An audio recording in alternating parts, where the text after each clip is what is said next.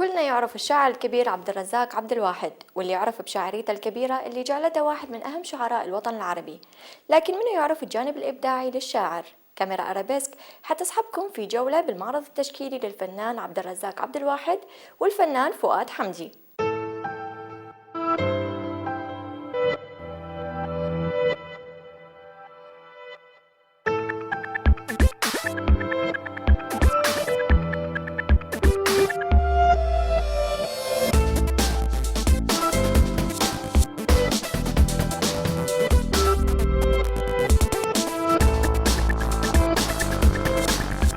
الفنان فيه شعر، والشاعر فنان.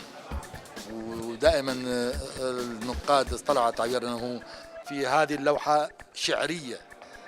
هنا احنا اثبتنا بهذا المعرض ان تلاقح الفنون وتداخل الفنون مع بعضها يعطيها طاقه اكبر على التاثير. ويعني الان انا ما كنت متصور وانا اعمل بهذه اللوحات ان هذه الالوان راح تفجر كلماتي بهذا الشكل. يعني المثير في التجربه ان اللون يعطي للكلمه نفس التفجير والزخم الذي تعطيه الموسيقى واللحن. يعني عندما تلحن الكلمه وتغنى تاخذ طاقه تعبيريه اكبر مما هي مكتوبه. اللون يضيف لها نفس الشيء، ربما اكثر من هذا.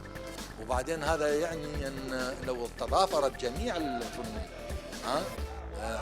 على فكر معين، الكلمه والموسيقى واللحن والاداء وحتى السينما معهم، تعطي للعمل الفني تاثير كبير جدا.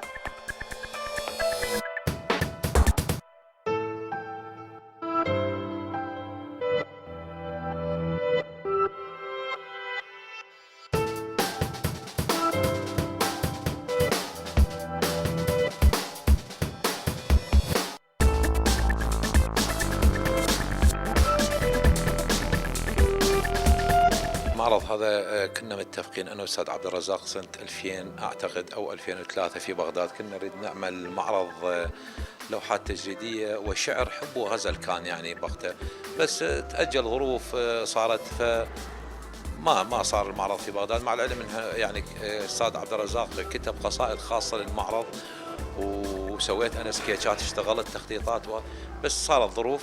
بعدين صار الاحتلال، تركنا بغداد، التقينا بعد سنتين انا والاستاذ عبد الرزاق بالشام، فشفنا ان نكمل مشوارنا هذا اللي فكرتنا يعني ومشروعنا بمعرض. بس صار الاحتلال وصار موضوع اهم من الحب والغزل، صار حب الوطن. والاستاذ عبد الرزاق كاتب يعني ديوان كامل عن العراق وعن الاحتلال، فتعرف ابيات الاستاذ عبد الرزاق تهز جبل، يعني مو بس اقرا اسمع فنان. فاشتغلنا بهذا الموضوع اللي هو سمينا المعرض درب الى الحب، هو درب الى العراق.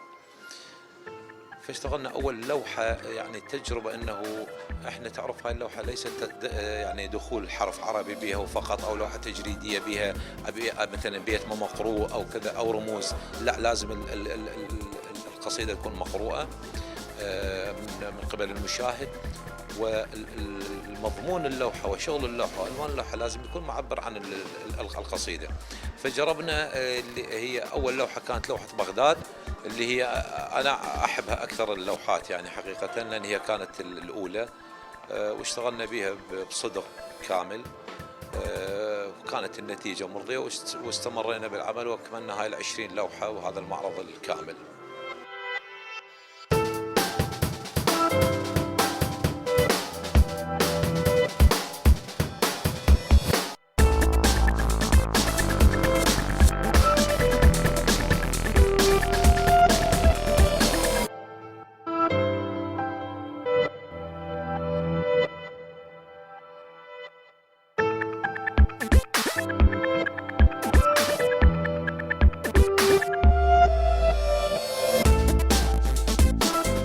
كنت أمر بالأخ الصديق الفنان الكبير نور الراوي في بغداد في متحفه، والأستاذ فؤاد صديقي العزيز جدا فؤاد حمدي يعمل معه في نفس المتحف.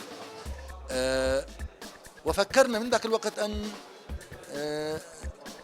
نمزج بين الكلمة واللون، وما صار مجال، صار الاحتلال وافترقنا.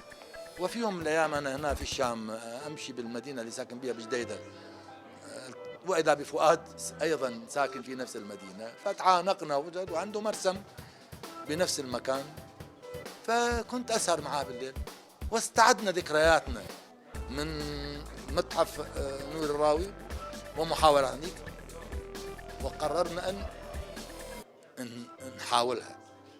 وحاولنا، وكانت المحاولة الأولى أعطاني أوراق ملونة للتغليف، قال روح اكتب عليها ما تشاء. أمامك هذه اللوحة هي أوراق، أخذها وقطعها بشكل يعني غير منتظم، وعمل منها لوحة كولاج ملصقات من أجمل اللوحات صارت. ثم وضع أمامي لوحة وقال الزم قلم وشخبط عليها الشعر اللي تريده، من اكتب عليها ما تشاء. فكتبت، هو بعد أمسك بالزيت بفرشة وبدأ يعمل فوقها، محى قسم وظلل على قسم الكلمات وبدأ يعطيها وهج باللون، الكلمات وهج باللون بما تثير فيه الكلمات من زخم. ثم طورناها الى ان هو يلون وانا اكتب بنفس الوقت، انا اغطي على لونه وهو يغطي على كلماتي وتتداخل. ثم قمنا نصنع اللوحه مع بعض، وكانت كل هذه المساله جميله، استغرقت 4 شهور. فكرنا بعدين ان نطور الموضوع حتى الى جرافيك، نعمل بنفس الطريقه.